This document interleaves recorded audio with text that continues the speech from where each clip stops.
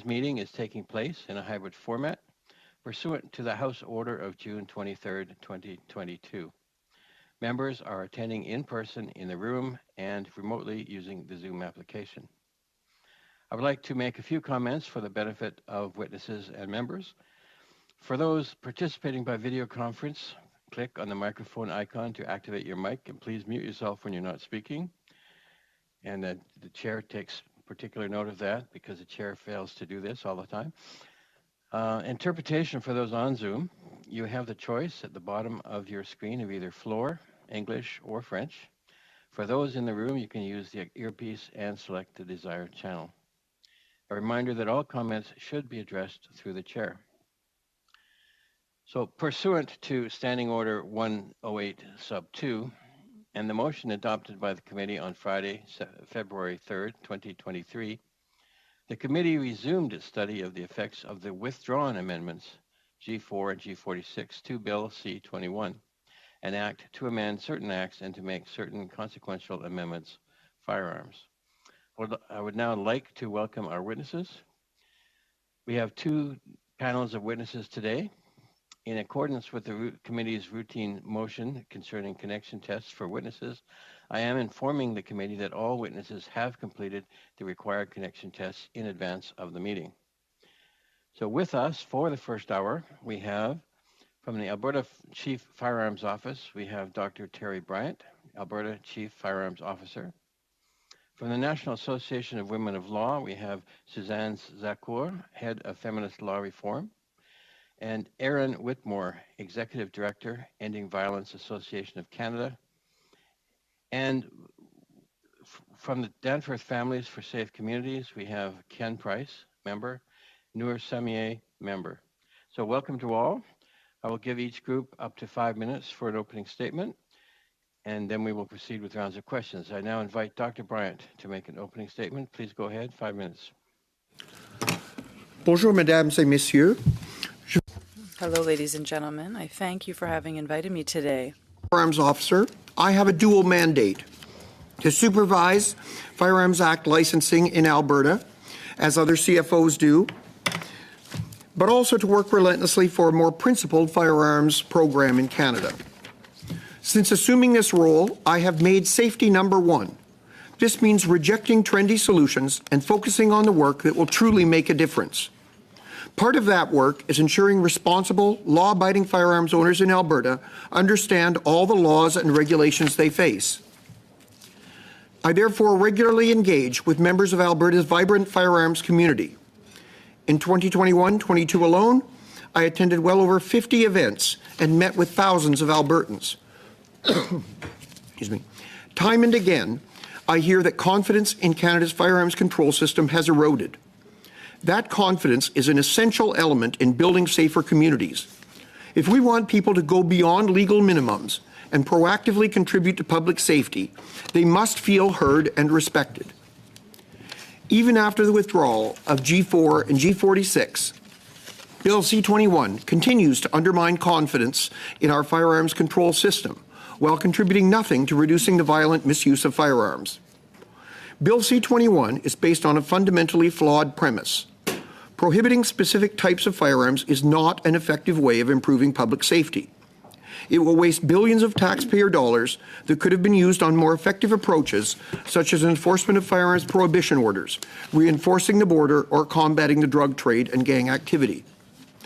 The ban on most handgun transfers and the Order in Council prohibitions of May 2020 have had a devastating impact on the assets of hundreds of thousands of Canadians. With strokes of a pen, billions of dollars worth of legally acquired property was rendered unsaleable. The scope of C-21 is absurdly broad. The ban on handgun transfers includes even single-shot muzzle-loading flintlocks and percussion revolvers and pistols, as well as precious historical artifacts and family heirlooms.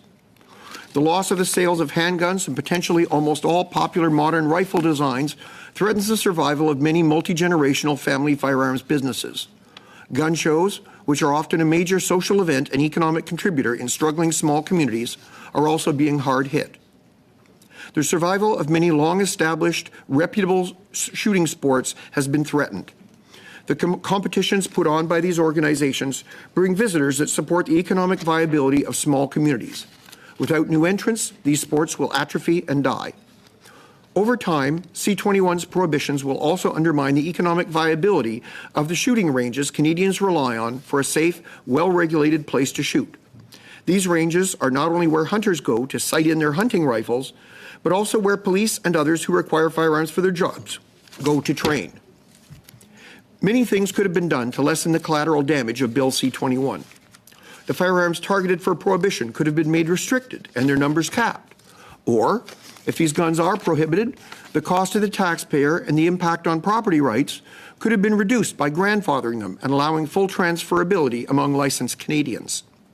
Shooting sports could have been safeguarded by allowing the chief firearms officer of each province to designate which sport shooting organizations in his or her province can write letters allowing carefully vetted individuals access to sporting exemptions. Provisions could also have been included to address the real issues around illegal firearms. 3D printing alone could easily supply the entire demand for illegal firearms across Canada before long. Regulating 3D printing without destroying new industries like video game development will require new and smarter approaches.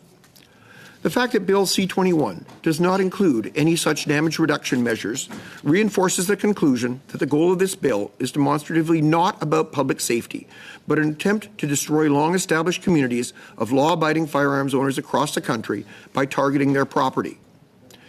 These are the people who perform a vital public service by socializing new firearms owners into responsible firearms use. They are the allies, not the enemies of public safety. I urge you to recommend the withdrawal of Bill C-21 in its entirety, or at least to allow amendments to reduce its collateral damage. Strengthening public safety is hard enough. Please don't allow Bill C-21 to make it harder. Merci. Je serai heureuse de répondre à vos questions. Thank you, and I'll be happy to take your questions. Thank you, Doctor. I now invite Ms. Whitmore and Ms. Zaccour to make an opening statement. Please go ahead, 5 minutes. Thank you, Mr. Chair, and thank you to the committee for this opportunity to speak with you today. I'm Erin Whitmore, and I'm the Executive Director of the Ending Violence Association of Canada, a national nonprofit organization that works closely with provincial and territorial organizations that support survivors of gender-based violence, including sexual assault centres, shelters, and community-based services. I am co-presenting today with my colleague Suzanne Zaccour, Head of Feminist Law Reform with the National Association of Women in the Law. Both of our organizations are participating today as representatives of Women for Gun Control, Femmes contre la violence armée, a coalition of over 30 women's and feminist organizations from all regions across the country calling for a ban on assault-style firearms. This week, for International Women's Day, we released an open letter to all party leaders and members of this community urging that a permanent and comprehensive ban on assault-style firearms be enshrined in the Criminal Code. We want to take this opportunity to remind the committee of the significance of Bill C-21 and its amendments to our collective efforts to minimize and prevent the harms caused by guns in situations of family, domestic, and sexual violence. Banning assault-style firearms will increase community safety and reduce gender-based violence. However, we are concerned that the opportunity before this committee to strengthen public safety and to prevent firearm-related violence, including femicide, family violence, and mass shootings, is being lost in the current climate of emotional and partisan debate. As representatives of organizations that work closely with survivors of all forms of gender-based violence, we see firsthand that gun violence takes many forms and plays out in distinct ways in the lives of women and children. Gun violence against women and girls can and does include femicide, but guns are also used as tools to threaten, intimidate, control, terrorize, and physically assault women and girls. The use of a gun is one of the many tactics some abusers use to make it increasingly difficult and extremely dangerous for a woman to not comply with an abuser's demands or leave the situation. Statistics Canada data shows that in 2021, almost 1/4 of the 197 women homicide victims were killed by shooting, and women accounted for 84% of the 803 firearm-related intimate partner violence. In the dynamics of an abusive, intimate partner relationship, we know that the presence of any make or model of gun is a significant risk factor for more severe forms of violence and death. When that gun is an assault-style firearm, that is, a firearm designed for military or tactical use with the capacity to inflict significant lethality and harm, the potential that these individual acts of violence will escalate to mass shootings involving the broader community and targeting women in particular has already been demonstrated too many times. In today's climate of increased anti-feminist sentiment and other forms of hate and racism, which have fueled previous mass shootings, the need for a ban on assault-style firearms has never been more pressing. The risks are simply too great to ignore. Provisions in other parts of the bill make important interventions that have the potential to better protect those at risk or currently experiencing family and domestic violence. The National Association of Women in the Law has previously submitted a brief to this committee endorsed by 14 organizations with recommendations to further strengthen these aspects of the bill. Today, in solidarity with 32 women's and feminist organizations, we want to make clear that inclusion of the amendments that define and permanently ban assault-style weapons is an equally crucial step in mitigating current and future harm in the lives of women, children, and communities. Bill C-21 alone will not end gender-based violence. Greater investments in prevention measures are needed and are just as pressing as this current legislation. However, we are at a critical moment in choosing what steps we are willing to take as a country to ensure that we are doing all that we can to prioritize women's right to live safely without the threat and fear of gun violence. On behalf of 32 organizations who have joined the Women for Gun Control Coalition, we urge the committee and government to move forward with this legislation that includes an evergreen definition and a permanent ban on assault-style firearms. Gender-based violence involving guns is a terrifying and deadly problem in Canada. In supporting legislation that includes an evergreen definition and a permanent ban on assault-style firearms, members of this committee will be acting to reduce gun violence and save lives, as the 32 organizations who have joined the Women for Gun Control Coalition and a strong majority of Canadians want you to do. Thank you. Thank you. I will now invite Mr. Price and Ms. Samiei to make an opening statement. Please go ahead, 5 minutes. Mr. Chair and members of the committee, on July 22nd, 2018, what started off as a night of excitement, celebrating my 18th birthday, ended in sheer horror and misery. It's been almost 5 years since the Danforth shooting, and I still struggle to find the words to speak about what my friends and I experienced that night. We were robbed of our innocence that day. We lost our sense of safety, security, trust, and faith in society. But the most painful part of all was losing our best friend, Reese Fallon. We didn't only lose Reese that day, but we lost all the precious moments and milestones of life she looked forward to the most. Reese will never be able to get married, have kids, or live out her dreams of being a nurse. Everything was taken from her in a matter of minutes, and all we were doing was eating ice cream out on a summer night. Another precious life lost that evening was 10-year-old Juliana Kozis. While I did not know Juliana personally, her family shares stories of her pure, kind, and loving heart. Juliana's legacy is kept alive through the kindness she embodied in life. While this was an uncontrollable event, the only control we do have is fighting for change. Today I sit alongside Ken Price, Claire Smith, Samantha Price, and Ali Democran, all members of Danforth Families for Safe Communities. No one ever deserves to experience what we had gone through that night. This is why legislation is vital and crucial. I don't want any more thoughts and prayers. I want policy and action. We hold a responsibility to ensure that no one experiences the pain and sorrow that we do. Unfortunately, we learned the grave effects of a mass shooting. The Danforth shooting has left an everlasting impact on Reese and Juliana's friends, family, and community as a whole. To those that have tried to minimize this grief to defend their position, just know that gun violence is felt widely, deeply, and profoundly, and it does not simply just go away. Our presence here today is a reminder of what happens when guns are used for violent ends. Knowing what we have experienced, we're here to urge you to put safety at the center of your decision-making. There is evidence of a proliferation of powerful, rapid-fire, quick-loading weapons, and these have been used for violence among the citizens that this government must help to protect. We recognize other stakeholders in this debate: hunting, warding off pests on farms, and most sports shooting. These are legitimate activities, but reasonably used is the key phrase in the law guiding the availability and classification of firearms for private owners. Recognizing the lethal power of all guns, that should mean asking first why a particular gun is needed to accommodate an activity, not just letting industry and enthusiasm push new weapons into the mix.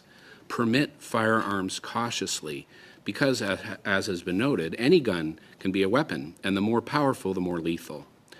The government has taken steps in the past, in the law, to protect the public from categories of weapons. The risk outweighed the utility, and we must now recognize and mitigate the unacceptable risks we face in current times, enabled by modern handguns and assault-style rifles. So we support Bill C-21. It is wide-reaching, and not just about gun bans, because addressing gun violence needs a multifaceted approach. Bill C-21 does modernize gun control to reflect that in the last 25 years or so, we added a bunch of assault-style rifles and allowed 1 million handguns into the hands of private owners. And even with higher levels of training and scrutiny for those we restricted, and sometimes because we didn't restrict them, the availability of these guns has contributed to poorer public safety outcomes. We have followed the debate on Bill C-21. We think the legislation could be improved in some areas, and we've made prior comments on that. But as G4 and G46 have been debated, we support the idea of a legally enshrined definition of what an assault-style rifle is, a lawful ceiling that would be clearer for stakeholders. Relying solely on Governor and Council has led to obvious inconsistency and has permitted a proliferation of guns used in some of the most notorious shootings in Canada. And what the latest StatsCan report on gun violence in 2021 said to us is that while we dither, more preventable deaths have occurred. The problem is still significant, it is national, and it is more profound than in countries worth benchmarking. So let's get G4, 46, and other amendments into the bill. Let's get Bill C-21 passed. Mr. Chair, time is of the essence. Thank you for your attention to this complex and important issue, and thank you for including us today. Thank you all for your opening remarks. We'll start our questioning now with Mr. Lloyd. Mr. Lloyd, please go ahead, 6 minutes. Thank you, Mr. Chair, and I want to thank all the witnesses for coming here today. My first question to the National Association of Women in Law, in your email or letter that you sent to us on March 7th, you said that the presence of firearms in a household where there is intimate partner violence significantly increases the risk that women will be killed. And at face value, I accept that argument. However, there's no evidence to suggest that merely owning a firearm makes somebody more likely to commit an act of intimate personal violence. Isn't that correct? Is there any evidence? I don't see any compelling evidence to suggest that. I will answer this question. Thank you, Mr. Chair, for the opportunity to answer the question. It's important to know that intimate partner violence is often not reported. It's often invisible. Coercive control is not even necessarily criminalized. So it's not that simple to say that it's only where there is intimate partner violence that a gun is dangerous, because it is difficult to, or perhaps impossible to know in advance in which families there will be intimate partner violence. I appreciate that. And I really appreciate what you said about preventative, because we know in cases where there is a femicide, it's not usually like, you wouldn't say that's the first thing that happens. There's lots of warning signs that lead up to that happening. Isn't that true? This isn't something that just happens and there was no warning signs leading up to it. This is something that there's a long trail of events leading up to these things oftentimes. Isn't that correct? Question. Thank you for that. It's certainly in some cases there are warning signs, but unfortunately we really are lacking in strong data to fully understand the intersection of intimate partner violence and firearms in women's lives. The evidence that we do have, though, indicates that there is an increased risk for extreme forms of violence and death. For our coalition and members of our coalition, this is enough evidence to support the implementation of this legislation. Thank you for that. My next question is for Dr. Bryant. We already have a classification system in Canada. We have non-restricted, we have restricted, there are prohibited firearms. isn't it true, Dr. Bryant, that every single firearm that is used by civilians in Canada has to be approved by the RCMP? Isn't that correct, Dr. Bryant? I believe so, yes. So for some people to say that these firearms, semi-automatic hunting rifles and shotguns, are not legitimate for civilian use, the RCMP has approved these for legitimate civilian use. That is correct? In fact, in the case of many restricted firearms, the individual was specifically authorized to acquire that specific firearm for a sporting purpose. Interesting. Dr. Bryant, I already believe we have an evergreen definition in Canada. As we said, we have non-restricted, we have restricted, and we have prohibited. And these are based on functional capabilities of firearms, wouldn't you say? It's not based upon how the firearm looks. It's based upon what the firearm is capable of. Isn't that correct? There is certainly an element of that, although I think there are a great many logical inconsistencies in the way that we have categorized, particularly the definition between, for example, restricted and prohibited firearms.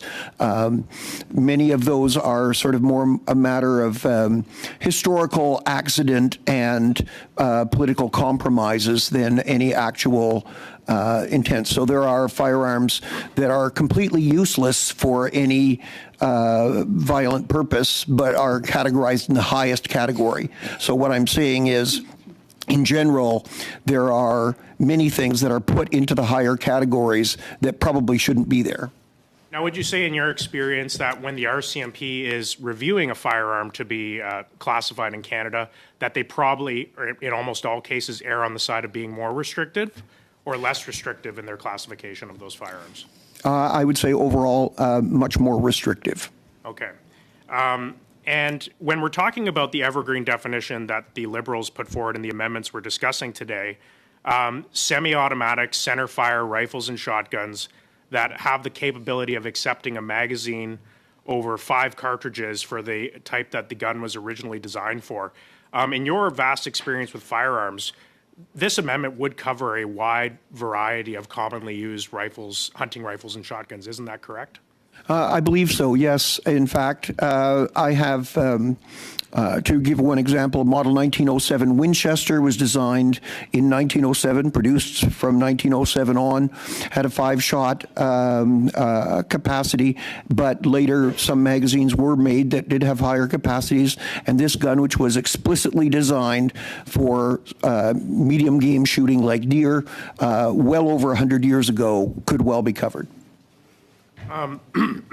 Do you think, as some people have said, that concerns about these Liberal amendments and their impact on hunting rifles and shotguns was an act of blatant disinformation? Like, was that disinformation to say that these amendments would ban legitimately used hunting rifles and shotguns?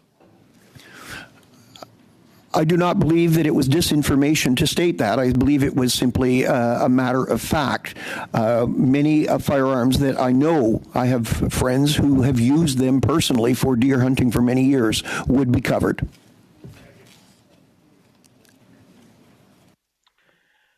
Thank you, Mr. Lloyd. I think you have 4 seconds left. We go now to Mr. Erskine Smith. 6 minutes, please. Thanks, Ron. Noor, thanks for the testimony. I can't imagine having been close to it in my own way, but not nearly as close as you were. I can't imagine having to revisit testimony like that. So I really appreciate you being here today and your remarks. And Ken, similarly, I appreciate you both standing with Danforth families and everyone on behalf of our community who's been a strong voice in support of victims and in support of stronger gun control. I want to ask not about the detailed nature of the amendments that this committee has been dealing with because I'm a visitor today, but I want to ask a little bit about the culture war in some ways that at times infects the debate. Because at the end of the day, and Ken, you and I have had many conversations, we all want, I think, to get to the same place where we acknowledge that certain rifles are to be used for hunting, and that's as it always has been and as it will continue to be. But there are other weapons that are designed for a different purpose, and they should not be available to everyone in the same way. And we want to make sure we have sensible gun control, take public safety seriously, listen to law enforcement, but also listen to victims. Surely we can do both. And can you speak to how we might get past some of the talking points and get to a sensible discussion where we bring people together? Well, I think that's a difficult, I think as evidenced by the Point d'ordre, committee. Monsieur le Président, pardon. Point of order, Mr. Chair. Oui, merci. L'interprète me... Thank you, but the interpreter is saying to me that it's difficult to interpret Mr. Erskine-Smith because he has connection problems, and so I couldn't hear the end of his question. Very well, thank you. Mr. Erskine-Smith, if you could please give us the last part of your question at least. Sure, just asking Ken to speak to the need to get past some of the talking points and to say, how do we, when we've had many conversations on this, but how to get to a place where we acknowledge the reasonable use for hunting, while also making sure we have the strongest and most sensible gun control measures to protect future victims. Thank you for the question. And Mr. Chair, what I would say is it is difficult to find that center ground, apparently. But what we would say is, you know, this is the Public Safety Committee, and so almost by its title, we feel like this starts with public safety as the primary goal of any of the initiatives here. We would say that reasonably used should be paired very closely with what is required, recognizing that ever more powerful guns are going to have, if not used properly, a lethal impact on victims, which is what happened in our case. We would say that you should proceed cautiously, that we should be adding firearms not with enthusiasm for more power and more capability, but very cautiously and with a view that it's going to be impossible to screen out every person who might abuse their privilege.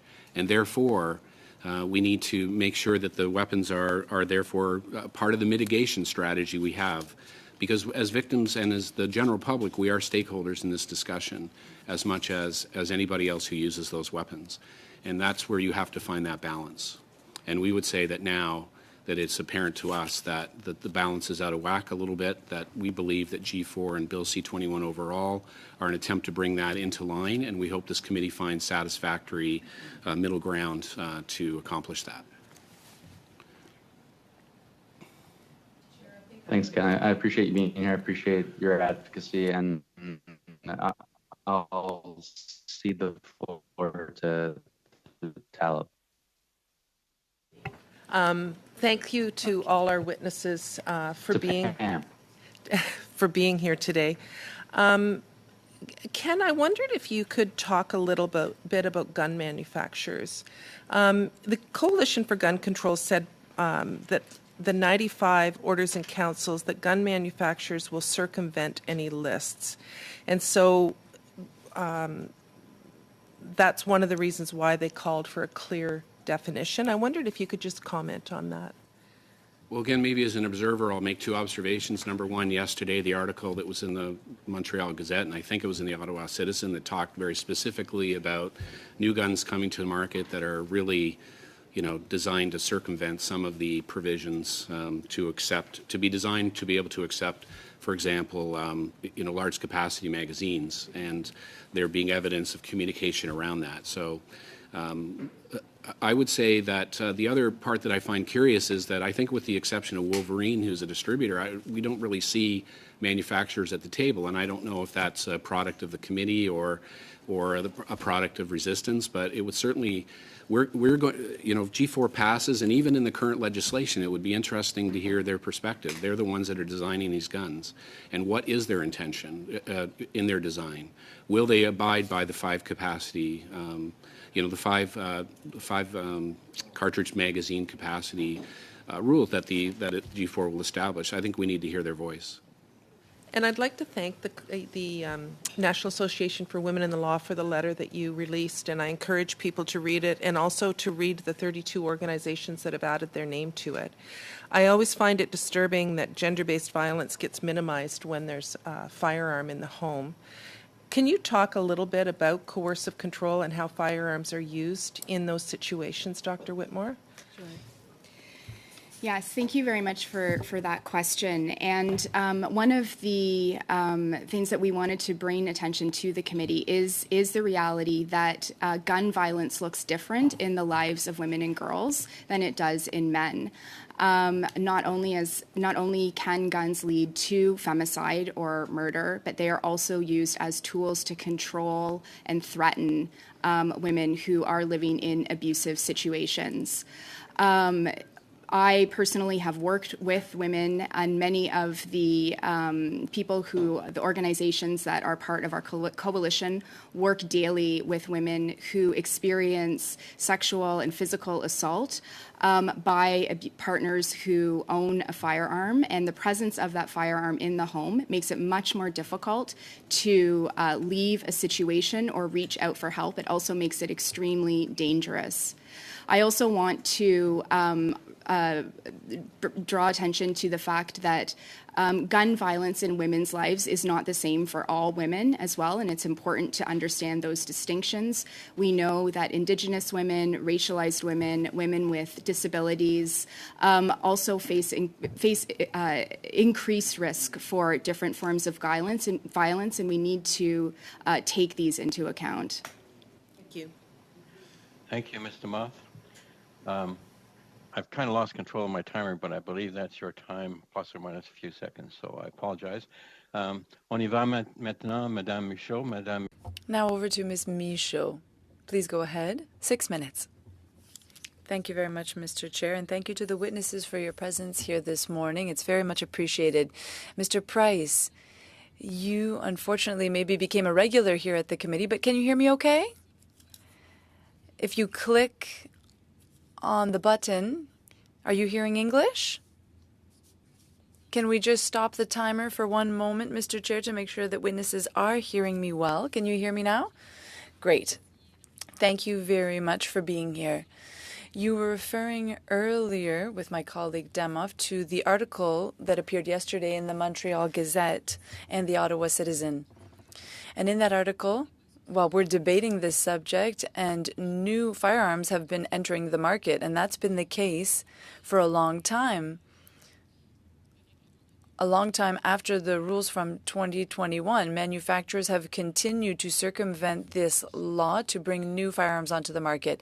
What I'm understanding from the classification of firearms in Canada is that there are three. So there are the restricted, non-restricted, and prohibited. And when a manufacturer puts a new firearm on the market, it's automatically non-restricted. Then, after that, if the RCMP realizes, because they may not know right away that a new firearm is on the market, if they see this new firearm and they realize that it could be restricted or prohibited, they analyze it, and then the firearm becomes prohibited. So I'm wondering, would it be possible to do things the other way around? Before a manufacturer can put a firearm on the market, can it be automatically prohibited? And then after, once the RCMP has analyzed it, it would either remains prohibited or becomes non-restricted. Perhaps that could be included in Bill C-21, or maybe there's another way to change the Firearms Act. But in any case, I'd like to have your opinion on that. Do you think this is a change that could be a positive one for the future? Well, I think this follows up on our belief that what should be guiding this is reasonably used rather than commonly used. So, for example, allowing a gun into the system and then deciding whether it's dangerous after the fact seems backwards. So I would agree with your comment on that. And then I think the aid of what this legislation is intending from our point of view is to articulate what that means so that those that are intending to design guns for the Canadian marketplace understand that clearly. Because there's been a high level of judgment, to your point, about what's going to be allowable. And I think we see that gun manufacturers will design to the very limits of that if left unchecked. So that we would support that, and that's why we're supporting this more reasonably driven, proactive approach and a clearer articulation of what is allowable and not. Thank you. Merci beaucoup, Madame Whitmore. Thank you very much. Ms. Zaccour or Ms. Whitmore, do you perhaps have something to add to this? Do you think that it would be a good idea, an addition for Bill C-21, or maybe another bill in order to amend the Firearms Act? Yes, I would echo what we just heard. Safety first. Risks are not a secondary consideration, so this would make sense. Thank you very much. I will continue with you. The Bloc Québécois is for prohibiting assault-style weapons. We have had this position for some time. We've heard concerns about G4 and G46, and that has been removed. Certain things have become a little confusing, and it's hard to follow what's in the bill. And what we have understood with the help of the officials, that the only real list that would be continually updated would be the one that the RCMP has when new firearms enter the market, and not the one that was included in the criminal code thanks to C-21. So I was wondering, instead of proceeding by list, would it be a better idea to have some kind of a guard, a safeguard in the Act that says that we'll be allowed to add firearms to the list, the RCMP list, without necessarily having to intervene legislatively, and some could be withdrawn. This could maybe reassure groups who are advocating for more firearm control. That way, what was classified and prohibited, well, we won't backtrack. What do you think about that, Mr. Price? Well, again, I think the intention of having the G4 amendment is to try to articulate what that ceiling is on capability, and that's why we're in support of it. And we also might point out that I think other groups and this committee has considered also what are the loopholes related to large capacity magazines, because that's the other part that I think is of concern to groups, to make sure that the guns abide by the 5 capacity limit and that they're designing to that point and not finding ways around it. So I think the combination of those two things, G4 and then some closing of the loopholes, is what we're looking for as a group. Avant de laisser la parole à Madame Zaccour, Before handing it over to Ms. Zaccour, I'd like to piggyback on what you said, Mr. Price. One of the loopholes that I see is the way that when the G4 is written, the firearm has to be designed for a 5 capacity limit or more. Even if it was designed that way, nothing says that it couldn't take more bullets. Are you worried about this wording? Should it say rather capable of rather than designed for? Well, I think the intention is to ensure that it's designed for capable. I think this is where, again, having the manufacturers at the table would probably help, because it's really their motivation that we're calling into question with the wording as it is. And it would be interesting to hear what that motivation is going to be going forward. Thank you. Merci, Madame. We go now to Mr. McGregor. Mr. McGregor, go ahead, please, 6 minutes. Thank you very much, Mr. Chair, and hello to my fellow committee members. It's good to see everyone again, and I appreciate being here and having this opportunity to ask questions to our witnesses. And let me thank all of our witnesses for appearing, some who are reappearing. Dr. Bryant, I'd like to start with you. I'm going to assume that in your role in Alberta, you have also taken the time to travel to Indigenous communities and have also consulted with them on this issue. Can you confirm that? So we currently have an initiative headed by one of my staff members that will be doing additional outreach to Indigenous communities, but many of the events that I attend are held in areas that are close to Indigenous communities and are heavily attended by Indigenous people. So I do speak frequently with Indigenous firearms owners at those events, although not as organized groups. Thank you, because that leads to my next question. I mean, in the previous Parliament, we passed Bill C-15, which essentially is requiring the Government of Canada, through consultation and cooperation with Indigenous peoples, to take all measures necessary to ensure that the laws of Canada, laws passed in our federal Parliament, are consistent with the Declaration. Now, I believe it was in December, the Assembly of First Nations, they passed an emergency resolution by consensus, and they specifically identified Article 5, Article 18, Article 34, and Article 39, where they felt C21 was contravening those parts of the declaration. And, you know, I've spoken to the Indigenous members of my caucus who have said that to have an emergency resolution at the AFN passed by consensus is virtually unheard of.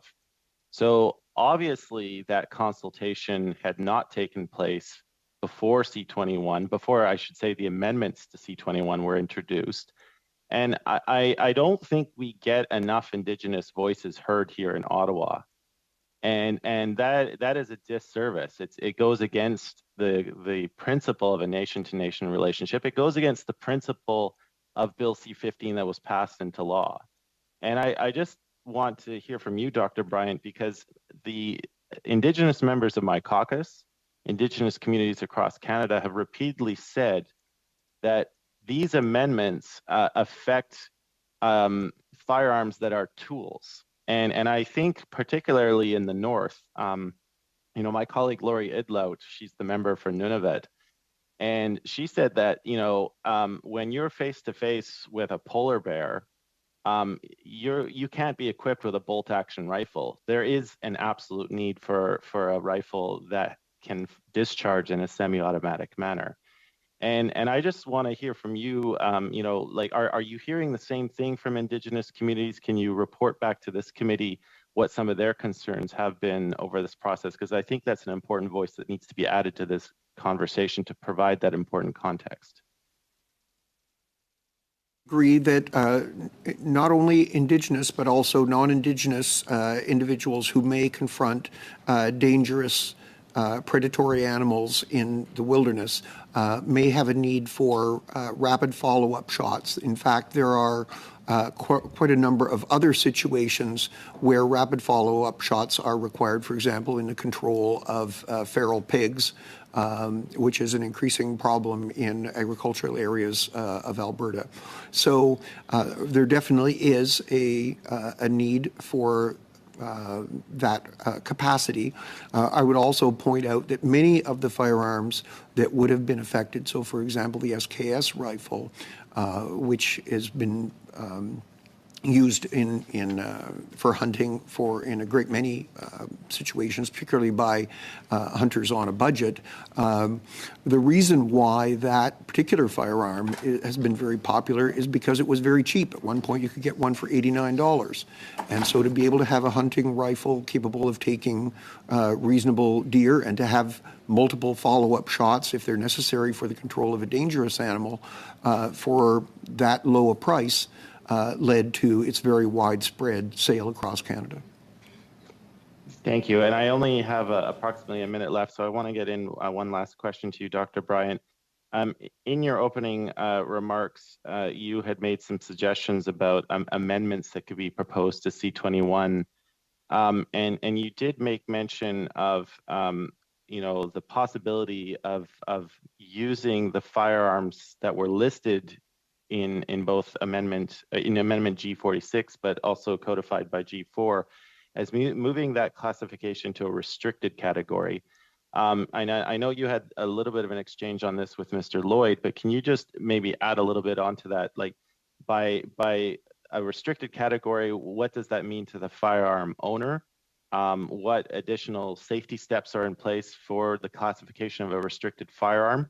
And I'm also assuming that an exemption might have to be needed to allow some of those firearms to be used in a hunting purposes, because currently restricted firearms can only legally travel between your home and the range, or a special authorization is needed if you're moving places of residence.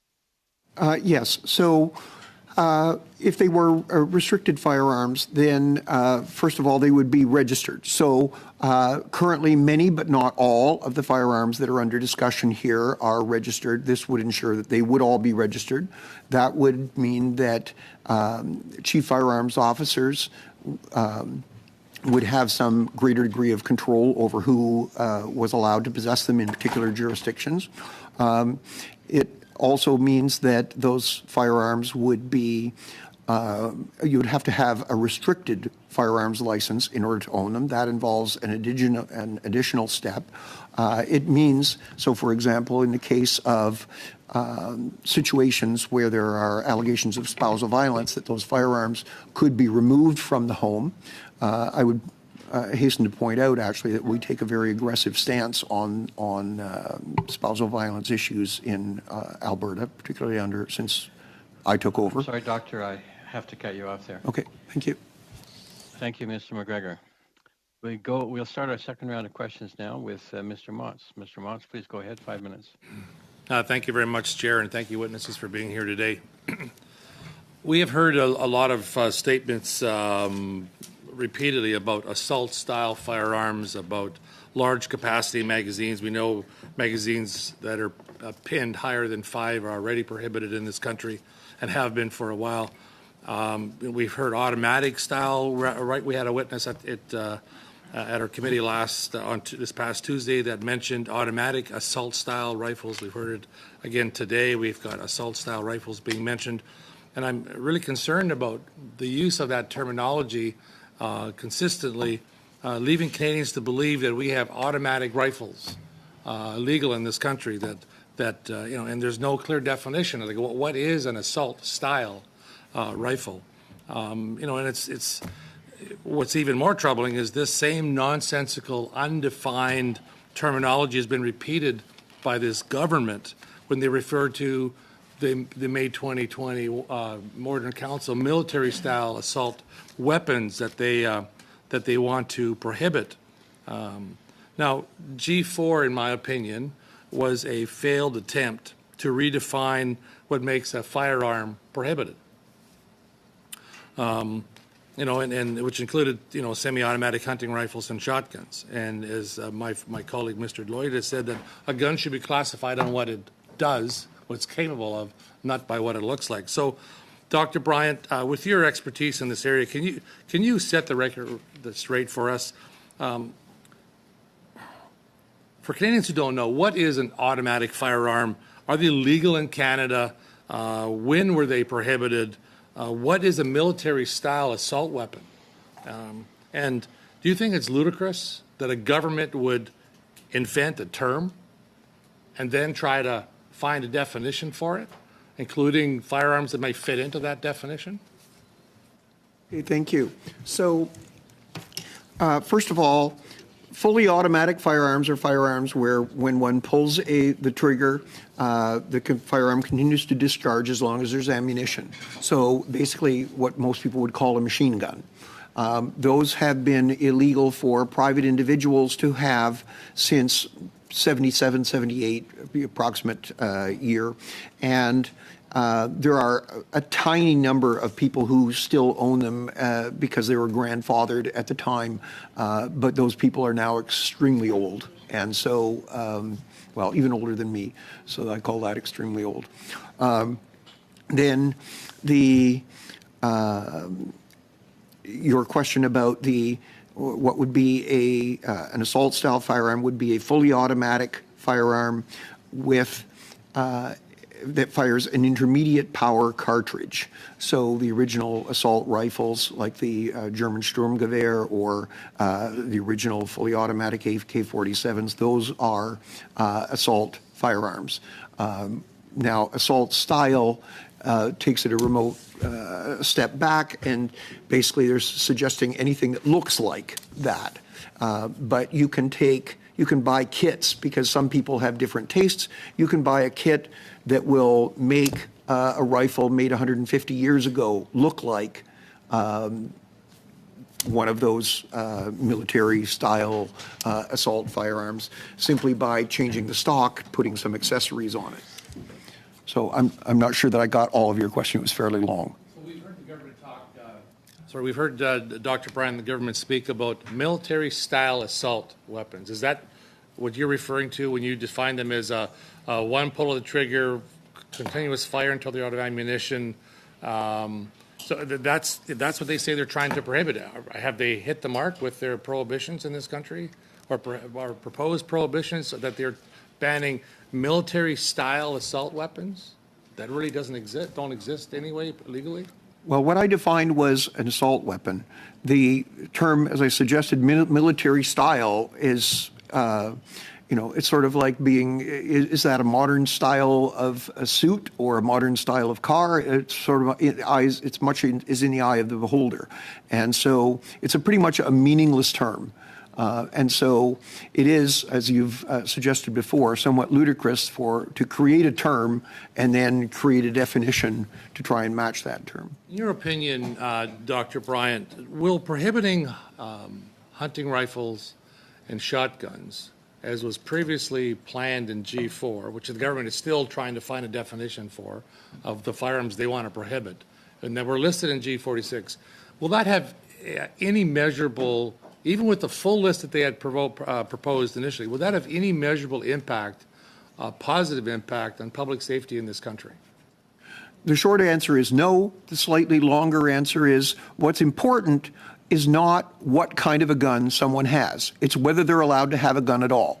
And that's why in Alberta we have focused on improving our screening process, including having subject matter experts on spousal violence, including greater training on a wide range of factors to ensure that anyone who gets a firearms license deserves to have one, and why we are ramping up our staffing to ensure prompter attention to any cases, those rare cases where someone who has a license becomes a person who shouldn't have a license, that we can follow up on that promptly in order to ensure public safety. Thank you, Mr. Motz. We'll go now to Mr. Chang. Mr. Chang, go ahead, please. 5 minutes.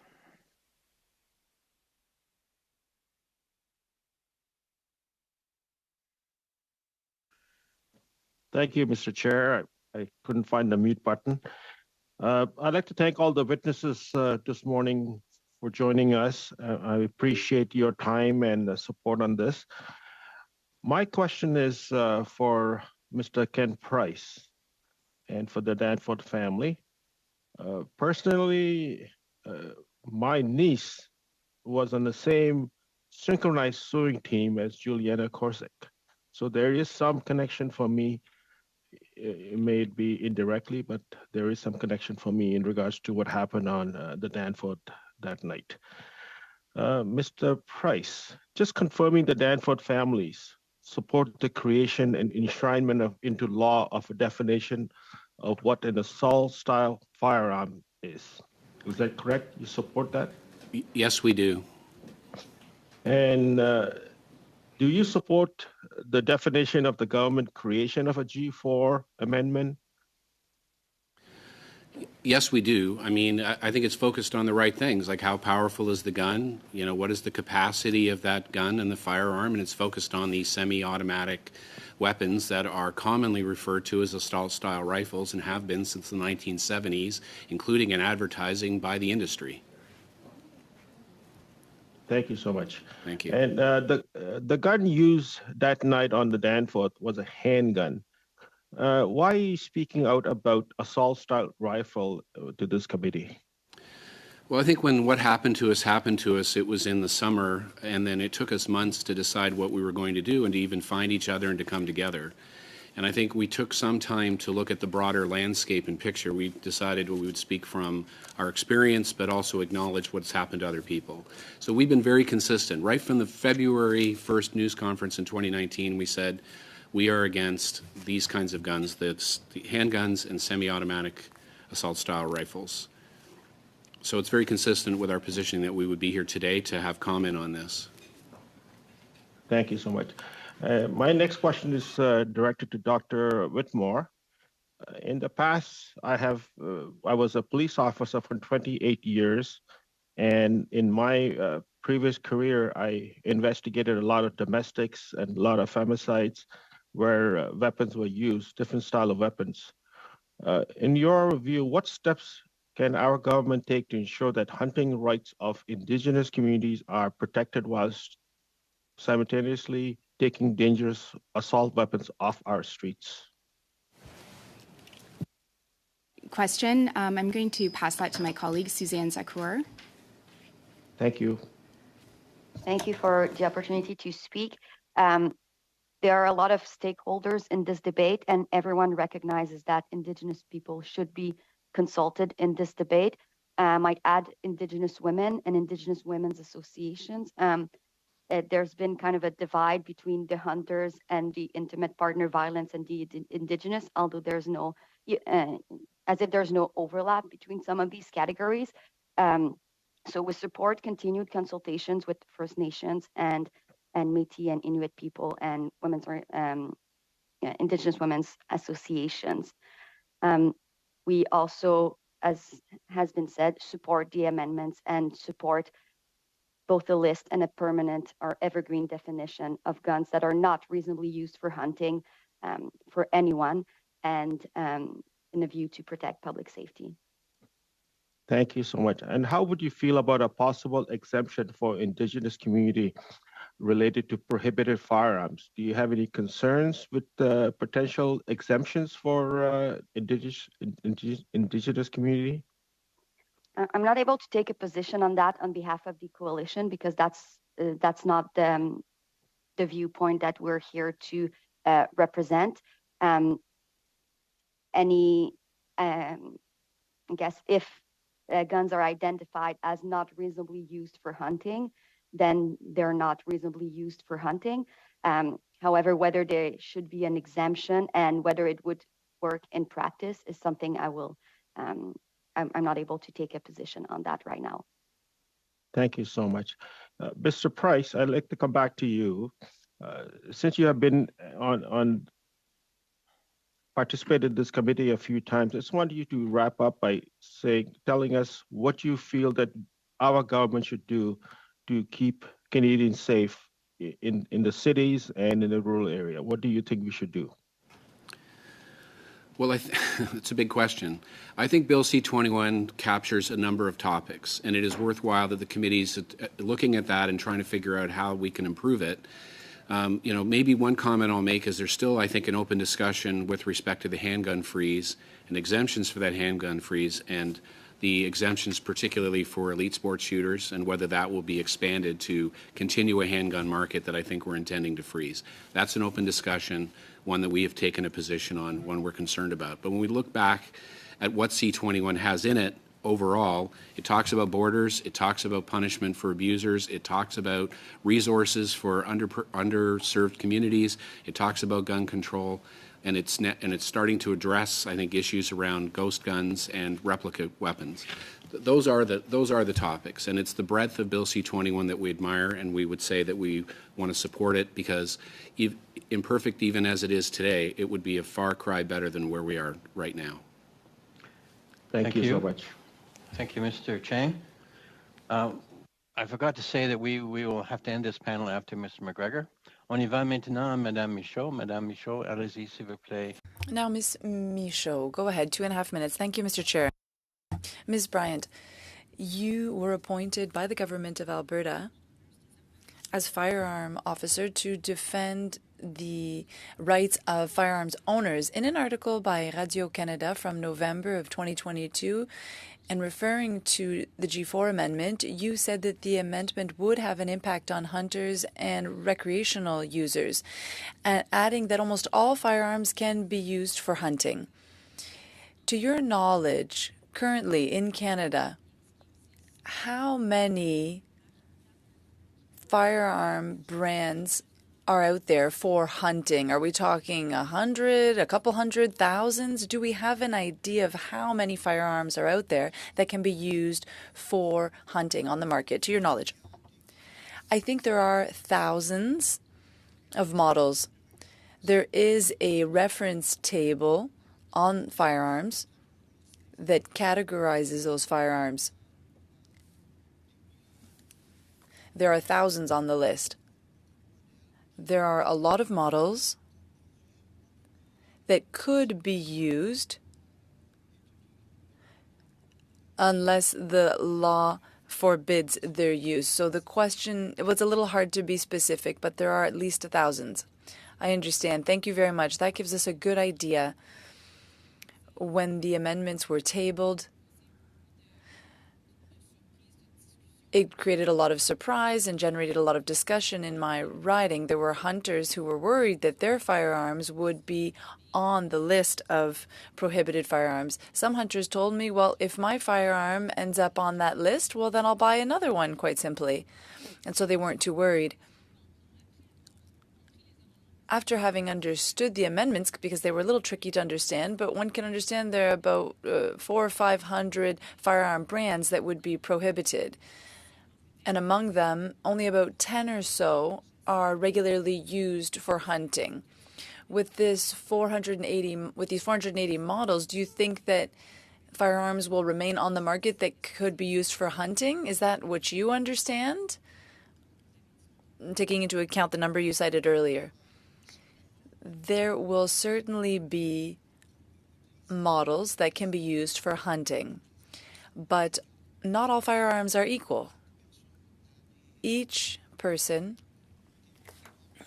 has their own specific needs, and quite often what we find is that a firearm meets the specific needs of that person, but the other firearms don't. And that's why there are thousands of models. Thank you. Thank you, madam. Mr. McGregor. Ms. McGregor, please bring it home at with 2.5 minutes, please. Thank you, Chair. I'll devote this last section to the National Association of Women in the Law. And I first of all, want to recognize your work on this bill. We've had some fantastic conversations about possible amendments to strengthen it. And I think one of the unfortunate things about Amendment G4 and G46 is that they have sucked all of the oxygen out of the room when talking about C21 in general. Because in my view, when you look at the middle clauses of this bill, especially the ones that empower chief firearms officers to be much more vigilant in revoking licenses if there is ever any suspected domestic abuse or violence going on, I believe those clauses of the bill, in fact, are probably much more effective in terms of public safety. And I was also very interested in Dr. Bryant opening a suggestion as maybe a halfway measure of the possibility of using the classification of restricted so that the firearms in question, in fact, have to be registered. There's the need for a restricted possession and authorization license, and there's much more stringent requirements put in place. Because I think, a firearm, no matter its make or model, if it's in the hands of the wrong person, if it's in a home where domestic violence is present, any firearm is going to be dangerous. And so I would just like to invite the National Association of Women in the Law. I know we can't talk in detail about the amendments that are in place for other clauses of the bill, but I would like to invite you to talk about the submissions you have made to committee members that attempt to strengthen those particular clauses of the bill so that chief firearms officers have even more authority to target individuals where a firearm is present so that we can actually address violence that is going on in a domestic situation. If you could just talk about the rationale behind what brought you to that, your experience and your expertise in this area. I appreciate the question. I want to add a little pre-answer. That is, every time we take position on anything, we're always asked, is there not another way, a better way? And is that going to be sufficient? And every time we say, we want to reach full equality and we'll take every necessary step. And we don't believe in choosing between two ways to, two partial ways to make women safe. That being said, I appreciate the opportunity to talk about the other proposals we've made regarding Bill C-21. When there is danger, it's important to act quickly and that guns be removed quickly and not returned to the gun owner for them to dispose of the gun when they see fit, give it to their brother or roommate. So we have proposed solutions to make these yellow flags, I think they've been called, quicker and more effective. And we've also made suggestions regarding the protection orders and how it should, people who are currently subject to a protection order should be ineligible to have guns. And we also understand that this would have limited use for public officers that are not subject to the same regime, but that it would be useful to target some gun owners who engage in family violence. And I also want to respond to the idea that the air has been kind of sucked out of the rest of the discussion, and that is certainly true that there's been an escalation of the debate. I believe disinformation is part of the reason we hear questions about automatic weapons, which are not part of the debate. We hear questions about the way a gun looks, which I've read the amendments and there's nothing about color. So there's some kind of disinformation going on. And we felt compelled to re-enter this debate to recenter the conversation on what it's really about, because most people don't read laws for a living and might be very confused by the debate currently. Thank you very much. Thank you, Mr. McGregor. That brings our questioning to an end on this panel, and I would like to thank all the witnesses for your time today and sharing with us your expertise. It is most helpful to our study. With that, we will suspend and bring in the next panel. Thank you all. Back to order. I would like to welcome our second panel of witnesses. With us by video conference, we have, as an individual, Dr. John Kortbeek, Professor Emeritus, Cumming School of Medicine, University of Calgary. From the Canadian Doctors for Protection from Guns, we have Dr. Namja Ahmed, Dr. Anna Dare, General Surgeon. And from Nunavut Association of Municipalities, we have Mr. Joe Civikatak, President. So welcome to you all. Thank you for being here. I will give each group opportunity for an up to 5 minutes of opening statement, after which we will proceed with rounds of questions. I will invite Dr. Kortbeek to make an opening statement. Please go ahead, sir, 5 minutes. Thank you very much, Mr. Chair, Vice Chairs, members of the committee. I appreciate the privilege of presenting this morning. My name is John Kortbeek. I'm a recently retired physician. I practiced trauma, general surgery, and critical care in Calgary for over 3 decades. I also held a number of leadership positions, including head of trauma services in Calgary. I was chairman of the Department of Surgery at the University of Calgary and Calgary Zone for 10 years, served as president of the Trauma Association of Canada, and as a governor for the American College of Surgeons. I also recently served as a director for Canadian Doctors for Protection from Guns until my retirement.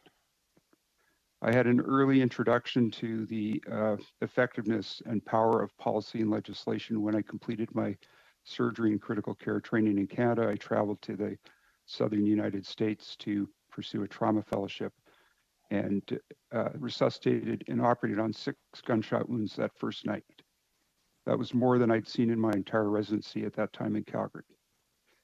When I returned to Canada, I was fortunate to bear witness to significant improvements in our trauma systems and trauma care over the subsequent decades. Today in Canada, if you arrive at a trauma center following a gunshot wound and you don't have a head injury and you do have a blood pressure, you have a reasonable chance of surviving. That comes at a cost, and that cost may be prolonged stays in the intensive care unit on a ventilator, days, weeks, or months in hospital, multiple operations by multiple specialists, and prolonged rehab. After discharge, we follow these patients for weeks, months, and in some cases, years to manage their complications. Often they need reoperations for correction of their bowel stomas, reoperations for bowel obstruction, debridement of ulcers, referral to chronic pain specialists, etc. There also is a significant mental health cost to this, and many of them cannot return to their former work and pursue a living. As you can imagine, it also has a tremendous effect on their families. My engagement on this issue was precipitated by several things, one of which was I was on call in 2011 when the Claresholm massacre occurred. That involved 4 young college students who were returning from Lethbridge to Calgary. They were pursued by gunmen and shot near Claresholm. 3 died at the scene. 1 presented to our hospital alive. The gunman subsequently died of a self-inflicted gunshot wound. I've seen a lot in my career, but I find that episode particularly troublesome to this day. The other event that was occurring was my colleagues on the trauma service and I, and in ICU, were noticing what we thought was an increase in the number of gunshot wounds we were admitting to our hospital. That was the impetus to do a full literature review retrieve our trauma registry data and present citywide critical care rounds at the University of Calgary. Some of that was subsequently reviewed in a podcast on CJS, Canadian Journal of Surgery, Cold Steel. During the rounds, we were able to substantiate the significant increase in admissions to our hospitals for gunshot wounds. We pulled Edmonton and Calgary data. They more than doubled in 10 years, despite a 20% increase in the population. Today, gunshot wound admissions are a weekly event in both Edmonton and Calgary, with about 100 a year. We also, through the literature review, were able to substantiate the good evidence in the literature that there is an association between the number of guns in a community or society, particularly handguns and endemic gun violence, and the association with the presence and access to semi-automatic weapons with large capacity magazines and multiple and massive shooting events. On a personal note, I don't own a gun, but I did grow up hunting with my father. My family hunts, they own guns. I accompany them on hunts because I like the walk and the venison. I own land in southern Alberta where we allow friends and family to hunt. I've spoken to many of my friends who hunt. None of them own semi-automatic weapons or use them for hunting. None of them have large capacity magazines. So at least for sport and recreation hunting, they're not necessary, at least in the view of my friends, my family, and the people who hunt on my land. In summary, there's clear evidence of an association between access to handguns and endemic gun violence, access to semi-automatic weapons and large capacity magazines, and multiple mass shooting events. And there is good evidence that restriction of access to these weapons reduces endemic gun violence and reduces the number of victims of multiple mass shooting events. Ultimately, it's a choice society has to make. What guns are permissible? What should we allow access to? And what level of gun violence are we willing to accept in our community? Thank you. Thank you, Doctor. We go now to Dr. Ahmed and Dr. Dare to make an opening statement, up to 5 minutes. Please go ahead. Thank you. I am here today as a scientist and a physician, a Canadian citizen and mother. I'm a surgeon and an epidemiologist at the University of Toronto. I did not set out to study firearm deaths or policy. During my postdoctoral fellowship, I examined the major causes of death in the Americas. I was surprised to find that firearm injury was an important cause of premature death, including in Canada, one which can be addressed with a public health science approach. Legislation is widely considered to be the foundation on which effective public health responses to firearm harms are built. G4 and G46 specifically address assault weapons. The public health intent of prohibiting these weapons is to remove from public circulation those firearms which can quickly and efficiently inflict maximal harm on the human body. Assault weapons bans reduce mass shootings. This has been studied in several peer nations who have introduced them. The highest quality studies demonstrate that legislation prohibiting assault weapons and restricting magazine capacity have led to a reduction in 1, the number of mass shootings, and 2, the number of fatalities per event. Australia's National Firearms Act, introduced in 1996 after the country's largest mass shooting, closely resembles Bill C-21. Its definition of assault weapons is similar to the G4 and G46 amendments. Many scholars have analysed the impact of these laws over the past 25 years since they were introduced. There is strong evidence the laws caused reductions in mass shootings in Australia. No public mass shootings occurred in Australia for 23 years after the legislation was adopted. The chance of that happening in the absence of the law change is 1 in 200,000. There is also consistent evidence that rates of firearm suicides decreased after the law was introduced by, on average, 74%. Prohibitions must be comprehensive, restrictive, national, and durable. Definitions are critical. Legislation prohibiting assault weapons must outline a specific set of characteristics of a firearm and its ammunition that make it lethal and inappropriate for civilian ownership. Loopholes and limitations can substantially weaken the public health impact, and a definition must cover both current and future variants. I would like to speak now to my experience as a surgeon and as a Canadian. I wish I could bring you into our trauma bay to show you the harms firearms do every week in our community. It is shocking how quickly someone can lose their entire blood volume after a gunshot wound. The heart looks like a deflated balloon, still trying to beat but with nothing to pump out. Making your way to the quiet room after never gets easier. You are telling someone's mother, partner, or child they have been shot and have died. Mass shootings leave an outsized imprint on the national psyche. They strike at the heart of our belief that we live in a safe, tolerant, and peaceful country. The political responses mass shootings engender also define countries on the international stage. Tough on crime is not the answer here. 9 out of the last 10 mass shootings in Canada were reportedly committed by Canadians without a criminal record. Canada is not exceptional in its need to balance firearms ownership and use with public safety. Other countries, including New Zealand, have all been through similar national reckonings. In 2019, following a mass shooting, New Zealand banned semi-automatic rifles and shotguns and further restricted magazine capacity and firearm caliber. Just like in Canada, emotions ran high as the legislation was being crafted. But the conversation has moved on. When the public was polled a year later, 81% supported the law change. 3 years later, my family members in New Zealand and many others still go hunting with legally owned firearms. To practice science is to ask questions. I leave you with these. How do we balance public safety with legitimate firearm use? What are the core values of our society? What trade-offs are we willing to make for fewer deaths, for safer communities? When the next mass shooting happens, will we regret failing to act today? Would we be able to say to someone's family member, I did everything I could?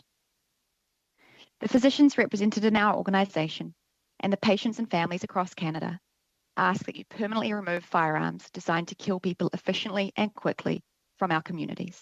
Thank you. Thank you, Doctor.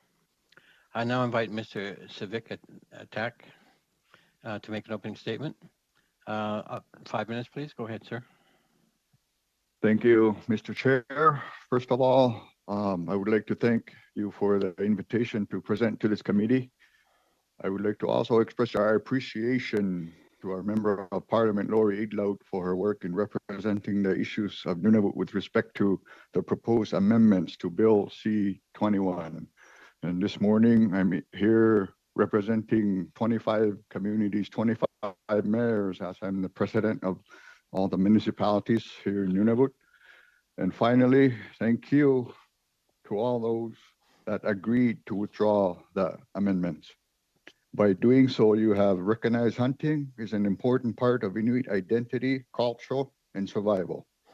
Should this have proceeded, it would have had a devastating effect on Nunavut. The Nunavut Association of Municipalities, representing 25 municipalities across Nunavut, have openly opposed recent amendments to Bill C-21. If the amendments were passed, the use of firearms that are critical for hunting and for the safety on the land would have made us criminals in our land, in our country.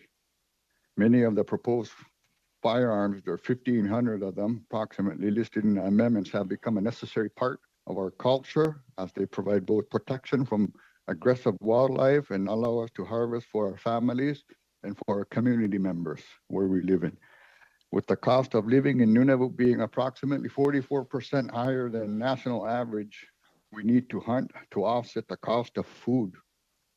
The other factor is the potential for human-animal conflicts that we may encounter on the land. The legal firearms we are currently using allows us to maintain our own food security and personal safety. To provide you some examples would be hunters use firearms to deter away aggressive bear, in this case, which most often time take more than several shots to ward them off. If a bear cannot be scared off and it continues to charge a hunter, the amendments would not allow the peace of mind and the ability of the hunter to return back to their loved ones. If this bill was passed, there would have been more shoot-to-kill situations rather than deterring. This legislation, if it was amended, would have increased fatalities for both wildlife and people. To try reduce gun violence by including the firearms used by law-abiding gun owners for survival it would have caused hardship to Nunavut. Inuit respect their firearms. It is a tool for survival. Gun owners in Nunavut are licensed with a background check and renewal every 5 years. A national ban on hunting rifles that allows us to maintain our own food security by hunting and personal security while maintaining a cultural lifestyle on the land is continued colonialism and does not respect our way of life. Nunavut was created so our culture and lifestyle would survive. If the intention of these amendments were to improve the safety of humans living in urban areas, it makes total sense on that part. It does not make sense to include the firearms Inuit hunters need to harvest their food from the land and the water. Life is hard enough as it is for Nunavut. Nunavut has the highest rate of Indigenous low-income households, with 22% of the population living below the poverty line in Canada. If these amendments were passed, a hunter providing for his family, the elders, and community by using the right piece of equipment that maintained the safety of the hunter and of the aggressive animals would have unknowingly committed a crime, having a prison sentence of possibly up to 10 years. People who take other people's lives often receive less time than this. To counteract gun violence, the policy to do so should not affect law-abiding Nunavut trying to survive, just make a living and get by and provide for the family. If there are further amendments to Bill C-21, we request that Inuit be consulted so we can inform you of the impact the amendments will have on our culture and traditional lifestyle. So thank you very much for that, and thank you, Mr. Chair. Thank you, Mr. Civikatak. So we'll start our first round of questions. I'm going to have to shorten these rounds to, instead of 6 minutes, to be 5-minute rounds. And the following round will be reduced somewhat as well in order that we can get through this. We have a fairly short time. We'll go now to Ms. Dancho, please. Go ahead, 5 minutes. Thank you, Mr. Chair. Thank you very much to the witnesses for being with us today. I have a few questions for Canadian Doctors for Protection from Guns. Thank you for being here. I know Dr. Kortbeek, I believe you were also associated with the Doctors for Protections from Guns as well, but you're appearing separately. Is that correct? Okay, thank you very much. I appreciated the physician testimony we received today. It's my understanding that you've been, you as a group have been to committee a few times now. Is that correct? I see nodding. Okay, and you have met with the Liberal government on several occasions over the last number of years. Is that correct? Maybe I'll take that question. Sure. Thank you for the question. We've met with representatives from many parties, including municipal and federal representatives from the NDP government as well as the Liberal government, and we have sought to meet with members of the Conservative government, but have as of yet not been successful. Oh, okay. Well, I'm the lead on this file, and I don't believe I've received an invite, but if I have, I am happy to meet with you anytime. That's good to hear. I know that, absolutely, and I know that you have met with Jagmeet Singh, which is great to see, but specifically with the Liberals since 2019, you've met with them, whether it's the PMO staff, Minister Mendicino, Minister Blair, or Minister Freeland. In fact, since 2019, it's been 22 times. Is that correct? That's what I have from the lobbyist registry. I can't verify the number of times. It's true we've been in communication with email communication or phone communication with multiple ministers on this file. That is correct. And I am a constituent of Minister Freeland, and I meet with her on various matters while she's been in government. Great. Yeah, thank you. I'm just taking the numbers from the official lobbyist registry, and I appreciate that. And again, the feedback you've provided to this committee is an important piece of what we're discussing.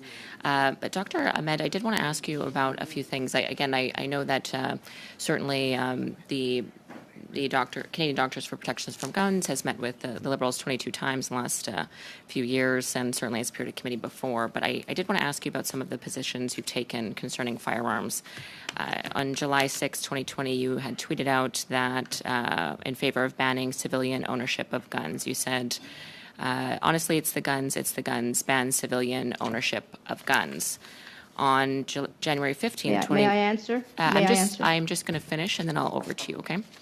And then January 15th, 2019, you said no civilians need access to guns on Twitter. On December 18th, 2019, you retweeted something from an account called No Guns in Canada. So I'm just wondering, again, your group has met with Liberal government to advise on policy several times, and the position that you've taken is that no one in Canada should own guns. So would you like to comment on that? Yes, I'd like to correct the record. Please. Our organization has met with members of different and various parties and continues to seek audience with the Conservative government and would be happy to do so at any time. Our position statement is very clearly articulated on our website. We support an evidence-informed policy to reduce harm, death, and injury from guns, including legislation to ban the most lethal types Thank of you, weapons. Dr. Ahmed. Thank you very much. May I finish? I am going to continue. I have a few more questions, but again, I appreciate that you've met with Freeland on other issues as well, and you are a constituent. I'd like to clarify, please, that our organization does not support the banning of civilian ownership of all guns, for the record. Sorry, you're saying that the group you're representing itself, the policy is not to ban all civilian ownership. It's just your personal opinion? Is that just no, it's not my personal opinion either. It's the my personal opinion, and the position of the group is to ban handguns and semi-automatic weapons, not so civilian use of all thank weapons. you very much. So what you've tweeted out on sort of 3 separate occasions, endorsing ban of all civilian owned ownership, it's a misrepresentation. That's a misrepresentation. That's just the words that you wrote, ma'am, respectfully on Twitter. I read them verbatim, but it's fine. I did note you have mentioned evidence as well, but there were 2 studies on your website that your group has since removed. And again, new studies come, and it's fine to add and remove them. But I did note that the 2 studies that were removed don't actually serve the policy position that you've taken. In fact, one of them in particular mentions that it was talking about suicide and the correlation between firearm restrictions and suicide. But the study itself that has now been removed from your website suggests that suicide was not decreased by restrictions of firearms. In fact, unfortunately, as other evidence has shown, suicide, if people want to commit suicide, they will use whatever means that they can. So I did find that interesting that was removed from your website. And I know you've cited, your group has cited a lot of information, so it's just a bit odd to me. And then there was another study that you had removed from your website as well that did not support your conclusion. It said specific laws directed at firearms trafficking, improving child safety, or banning this military-style assault weapons were not associated with changes in firearm homicide. The evidence for laws restricting guns, and again, that was removed from your website. Well, thank you, Mr. Chair. I wish I had that last minute, but thank you. I understand. I would invite the witness to 30 seconds if you wish to respond. I would just make the point that there's overwhelming evidence internationally that decreasing access to lethal means decreases suicide rates on a national level, on a per population level, and that the majority of people do not substitute a lethal mechanism. So even if people attempt suicide, that attempt does not result in their death, and the majority of people who survive a suicide attempt do not go on to die. Mr. Chair, I do suicide. feel that if the witness is going to be allowed to go over time, she should have to table the evidence required that she's talking about. Please table the evidence. Thank you. Thank you. Thank you, Ms. Dancho. Thank you to the witness. We'll go now to Ms. DeMoff. Ms. DeMoff, please go ahead. 5 minutes. Thank you, and thank you to all of our witnesses for being here today. Dr. Kortbeek, I listened to a podcast that you did that you talked about the burden of injury from firearms, and that burden of injury is why you became involved in this issue. Could you maybe talk about that a little bit? Certainly. As I said, we're experiencing an increase in injury admissions in Alberta, and we're able to substantiate that we're now admitting about 100 patients a year for gunshot wounds, in addition to homicide and suicide. The national figures for homicide and suicide are approximately 200 and 600 for firearms. Alberta, the admission data often doesn't get presented. We did have a national database for injury admissions that was within CIHI, the National Trauma Registry, but it was discontinued for funding approximately 10 years ago. Having a national repository that captures all of the injury admission data for firearms would actually be very useful to inform policy.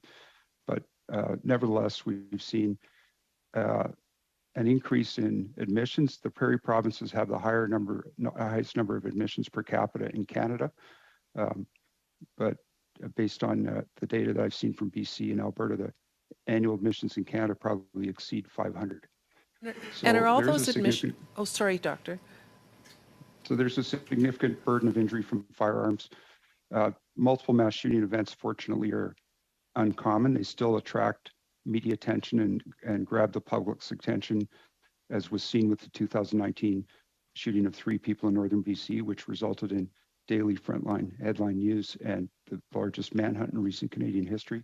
But they occur about once a year, and the majority of them have been associated with either handguns or semi-automatic weapons with large capacity magazines, the latter resulting in a greater number of casualties per incident. Thank you very much. Dr. Ahmed, do you support the government's proposed red flag laws? Thanks for the question. Our organization supports well-written and properly implemented red flag laws, as they have been shown to decrease the numbers and severity of public mass shootings, as well as having an effect to decrease suicides. So our organization does support the proposal of red and yellow flag laws. Thank you. Back to you just quickly, Dr. Kortbeek. Have you conducted any academic research on the topic of firearm injury? Only with respect to treatment, not with respect to surveillance, apart from the presentation at Citywide Critical Care Rounds and the publication of the interview podcast with Canadian Journal of Surgery, Cold Still Productions. Okay. Dr. Ahmed, we had Dr. Langman here who testified that his research says that access to firearms does not result in an increase in suicides and that stricter gun control measures do not lead to reductions in homicides. Do you agree with his work? Are you familiar with it? And I wonder if you could elaborate on that a little bit. Thank you. Great question, Ms. Dam. I'll hand over to Dr. Dare, who's prepared the answer. Thank you. So, I mean, as with any field of study, there are varied opinions and perspectives on the data, and there are some lone wolves in this area of research, no question. But the consensus within the scientific community internationally is comprehensive firearm laws save lives. Within the context of Canada, measuring the impact of gun laws, one of the challenges we do have is that we don't disaggregate data, and it makes it very difficult to study this problem. And we should also be very wary of drawing any sweeping conclusions. That said, there have been some Canadian papers looking at major gun control changes in the late 1970s and in 1995 that are considered to be methodologically sound and do show reductions in homicides and suicides. I would really note and caution this committee and the references it draws to a couple of the Canadian studies that have come before the committee most recently. They ask very important and relevant questions, but there are major flaws in the design, analysis, and reporting of the results. And we will be submitting a more thorough statistical assessment based on input from independent academics and biostatisticians across North America, including in leading universities such as Johns Hopkins, Harvard, and Toronto, to both the journal and this committee.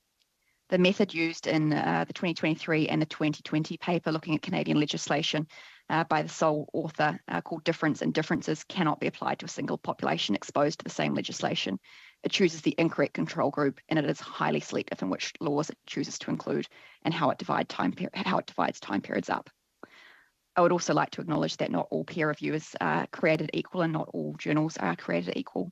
PLOS One, where these studies have been published, do not rank in the top 5,000 scientific peer-reviewed journals currently.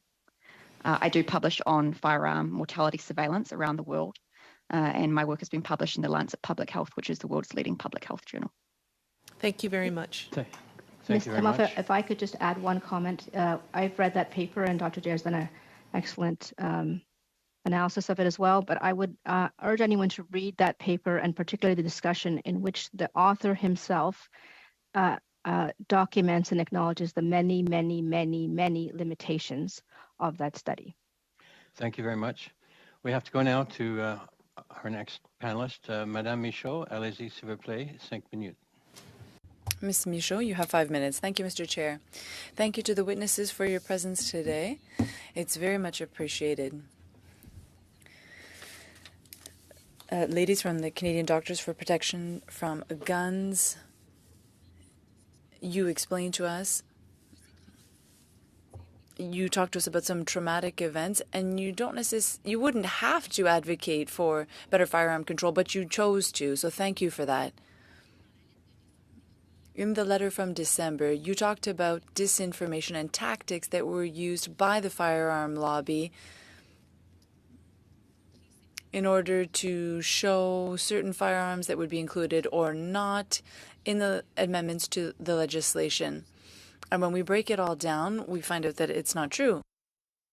Most firearms that were on social media, it was said, here is a firearm that the government wants to prohibit, but that's not true. We found out that it was a similar model, but not that one. You yourselves experienced some of these tactics, Dr. Ahmed. In 2019, I found out that you received 70 complaints presented by a firearm organization. I'd like you to talk to us about that experience. Do you think that this type of tactic can hurt the debate that we're having currently and hurt adopting legislation for better firearm control? Thank you for the question. Yes, you correctly point out that when we first started this work, I was personally targeted by members of the Canadian Coalition Firearm Rights. 70 of their members, people who I had never met nor treated as a physician, made complaints to the regulatory body in Ontario called the College of Physician Surgeons of Ontario, alleging that my work in this area, my advocacy in this area was somehow unprofessional and that my license should be revoked. To practice medicine should be revoked. After a review of those complaints, the college concluded that those complaints were an abusive process, frivolous, and dismissed each and every one of them out of hand. And to answer the second part of your question, I would like to say that I believe these tactics are specifically used to intimidate and harass and quieten the other side. I would say that the majority of physicians and the majority of Canadians are in favor of evidence-informed firearm policy, but there's a very loud, vociferous, and constant drumbeat from the other side, and the intent of which is simply to harass and intimidate those of us who would come forward with a voice of science and to advocate on behalf of the communities and patients that we serve. I would also note that a key function and role of physicians in society is that as advocates. This has been true if you look at smoking legislation, seatbelt legislation, asbestos, safe water, all of those public health advances have in many cases been spearheaded and in all cases supported by physicians who have seen the results of poor legislation at the coalface, which is in our emergency departments, operating rooms, and in our hospitals. Je vous remercie et je suis désolée que vous ayez eu à vivre. Thank you, and I'm sorry you had to go through that. At this stage, what are your expectations of the government and of the members of this committee when it comes to adopting Bill C-21? I know that the government is currently fine-tuning some amendments and working on the military-style assault-style weapons. It's been said that it's an imperfect way of presenting it. There are good things and less good things. There's some things that could be improved. So at this stage, what do you expect of the government and of the members of the opposition? Thank you. I'll start, and perhaps I'll ask Dr. Dare to jump in. I will be brief. I think it's exceptionally important as we consider G4 and G46 that a clear definition is put forth, one that does not allow copycat models to come forth in the future. I think it's very important that we address the proliferation of handguns and that we continue to use the science to inform public policy in this matter. Dr. Dare. Thank you. I would echo those comments, and I think it is helpful to consider the international context as well, in which many of this legislation has gone before. So internationally, legislation really seeks to target two common features when it comes to assault weapons: prohibiting semi-automatic rifles and shotguns and restricting magazine capacity. Those two things must go together.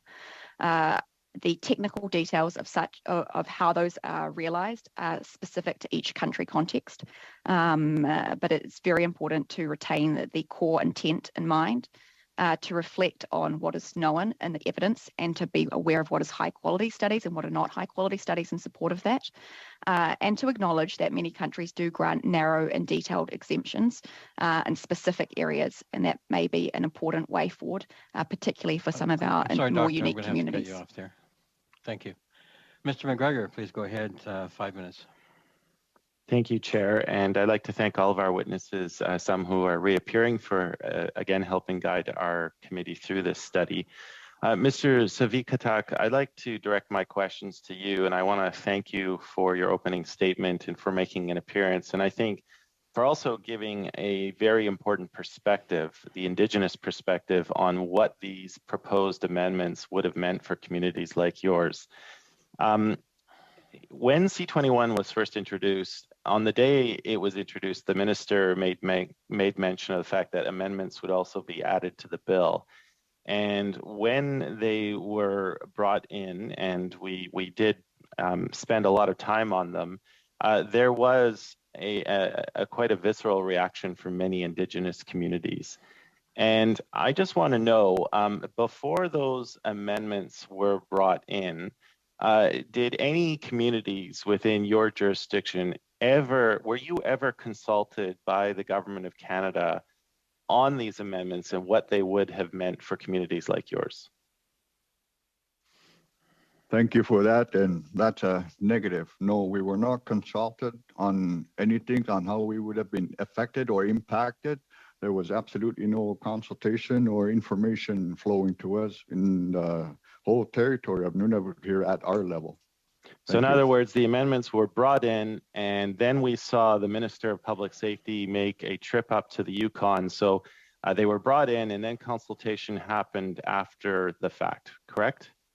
Or an attempt at consultation. I would sort of label it more as engagement, not consultation. I'm not aware of anything that happened in Yukon territory, as I'm in Nunavut, and as I am aware, there were no consultations that took place in Nunavut. Thank you for clarifying that and confirming that.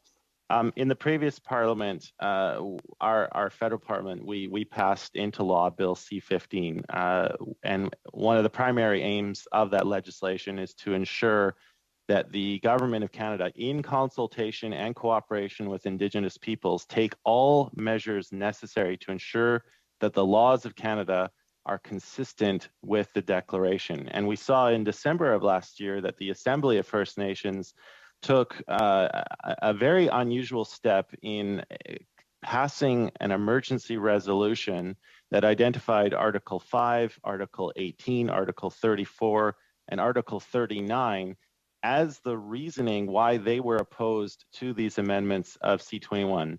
In your mind, Mr. Savikatak, do these amendments, this proposed legislation from the Government of Canada, do they satisfy the principles of the government's previous bill in Bill C-15 when it is attempting to harmonize Canada's laws with the Declaration?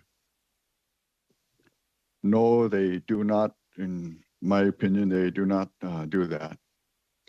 And I only have a couple of minutes left.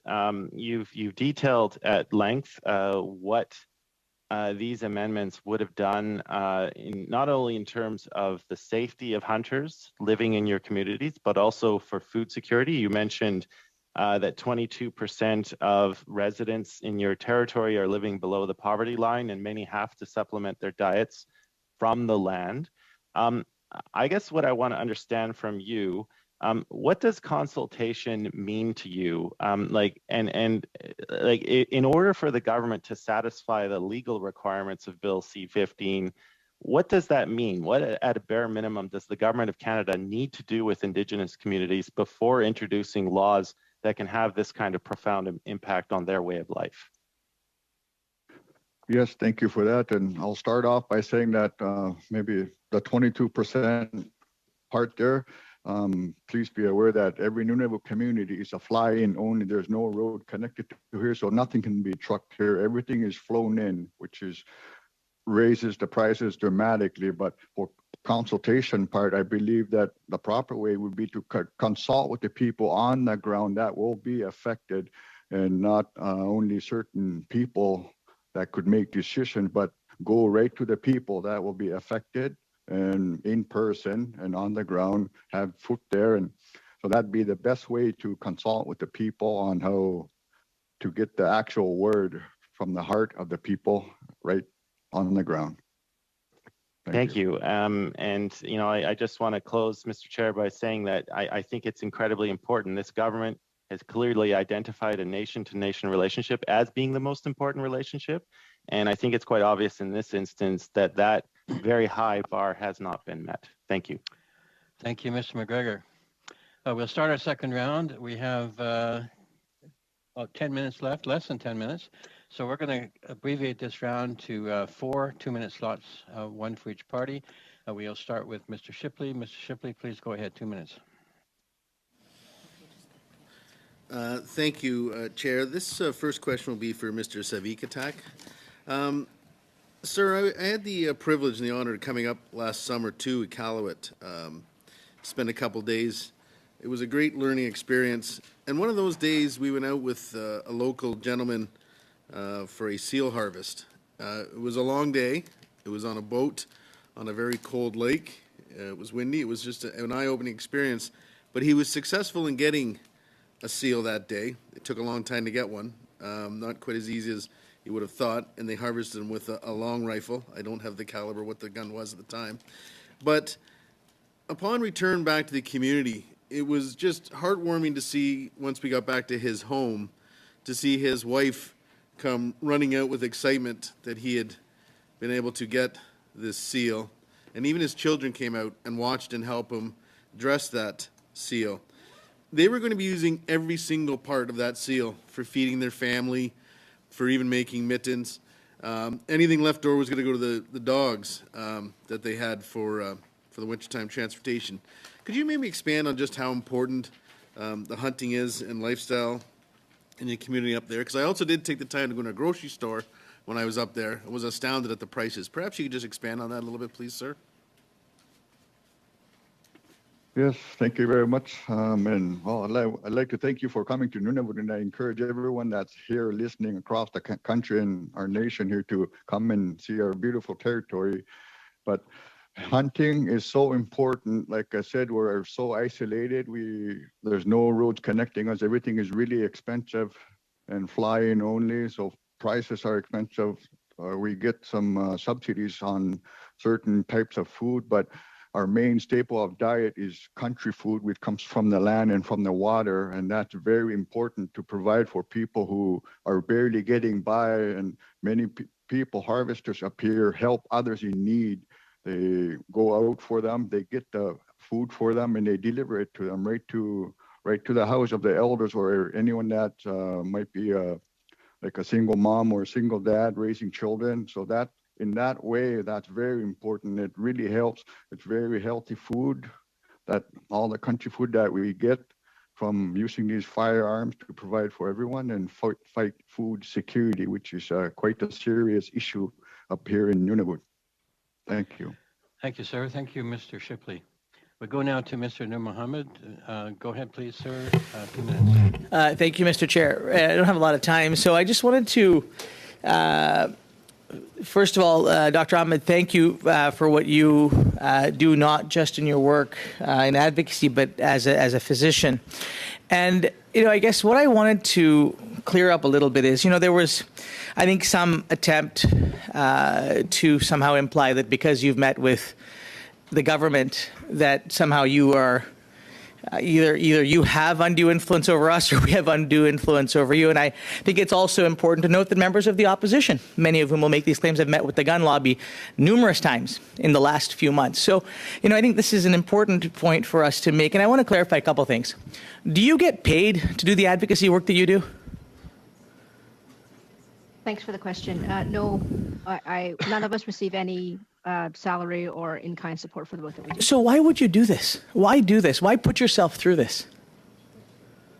Part of being a complete physician is advocating for the communities that we serve. I'm a trauma surgeon, and the patients that I primarily treat in my trauma practice, many of them are injured by gun violence. And the evidence, the overwhelming scientific evidence shows that a multi-pronged approach is required, including legislative action. And I'm not the only one. Our organization has over 1,000 members. Our position statement is endorsed by 16 medical organizations, nursing groups, and women's groups, all of them who believe in the work that we're doing and comprise tens of thousands of members who also advocate for the health of the patients that they serve. Well, thank you very much. I wish my colleagues across had heard your answer, because I think it's a very powerful testament to the important work that all of you do. And I want to thank you for taking the time to do what you do, and also to care for the patients that you do. And I can't imagine the impact that it has on all of you in the work that you do. So thank you very much. Thank you, Mr. Noor Mohammed. On y va maintenant, Madame Michaud. Madame Michaud, allez-y, s'il vous plaît. Now over to Ms. Michaud. 2 minutes. Thank you, Mr. Chair. Mr. Kortbeek, I have a question for you.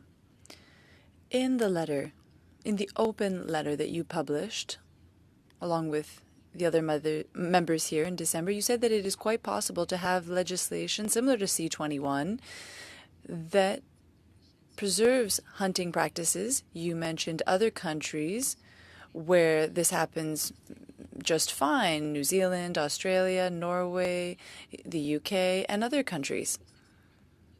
And it seems to be a compromise that is desired and desirable. One of the major fears with G4 and G46 is that hunting can no longer take place, and that's not necessarily true. Can you please tell us a little more about examples of legislation in other countries that you explored? Certainly, probably the best publicized would be the Firearms Act that was passed in Australia after the Port Arthur massacre. And it restricted handguns, requiring not only a reason to purchase them with either target shooting or some other rationale, but they had to go through training, and they also had to use a borrowed gun at a gun club for 6 months prior to being issued their own firearm. They had to show continued active participation in a gun club to use the firearm. That was one approach. They banned semi-automatic weapons with large capacity magazines, but they still have an active hunting culture, just like Canada does. UK went further. They banned handguns. They have an instance of firearm homicides and firearm admissions. It's probably 1/10 of ours. So that's probably, that's a different approach that they took. Ultimately, in public health, the solutions that need to be suggested should be evidence-based, and those that are accepted need to be acceptable to the public. They have to be economically viable, they have to be feasible, and they have to be legislative efforts that the political parties can support, which is the exercise we're going through right now. Merci, Madame. Thanks. On y va. We'll go now to Mr. McGregor. Mr. McGregor, please bring us home. You have 2 minutes. Thank you, Mr. Chair. And Mr. Savikatak, maybe I'll direct my last question to you. It's obvious that the firearms issue in Canada, it brings forward strong emotions on both sides. And we're a very regional country. The situation in our urban centers is quite different from those in our rural. Both, of course, do suffer from incidents of firearms crime. And I think ultimately every member at this table is trying to find a way forward. Everyone wants to have safer communities, and we also want to respect legal firearms ownership. But, you know, I think you bring this important perspective from Indigenous communities. And I guess maybe if you wanted to offer your final thoughts, you've heard the concerns from people regarding firearms violence. I guess what's your message to other parts of Canada and to the government of Canada? Like, do you have any perspectives on a way forward that balances that need with public safety, but also respecting the rights of Indigenous communities and hunters in your territory? Do you have any thoughts on what the best way forward in tackling this very big issue might be? Thank you, Mr. Gregor. Yes, I know I respect everyone on all their views and their stance and their thoughts, but it's very easy for someone who's living down south in the urban area where they're connected to highways and grocery stores and all that. They could just pick up food that firearms, they don't need them and they have no use for them. But we're in a different world up here where we depend on the firearms. That's how we get food. It's almost equivalent to you going to your grocery store to get what you need to survive. Well, a firearm provides that for us, and it's so important for us to keep doing that. But definitely there could be common ground that we could go on to agree on something to move forward, not in a sneaky way, but to literally, if there is something coming up again, to go to the north in Nunavut, all the territories and all the Aboriginal people, and tell them which firearms are going to be affected. If this is a common one, tell them that it will be affected, because right now, due to the writing and certain firearms, there are even single shot firearms that are on there, shotguns, and with the removal magazine. So it will impact too many people, this one here, but I fully understand everyone where they're coming from. And please keep in mind to the government of Canada that when we should be consulted if we're going to be effective, because with this, we are the most impacted ones in this country. Thank you. Thank you, Thank you. Mr. Savakatak. And you have, rightly so, you have the last word on this panel. So thank you, Mr. McGregor. And with that, this panel is wrapped up. I thank all the witnesses for your participation today, for sharing with us your time and your expertise. It is most helpful to us. And as a video participant in this particular meeting, and also I'm fully aware of the interpretation staff, I'd like to acknowledge them. And actually, they're so often unsung, but they're always there in the background helping us out. And as a chair, I apologize for not muting my microphone quite quickly enough. So thank you all. Thank you everyone for being here. With that, we are now adjourned.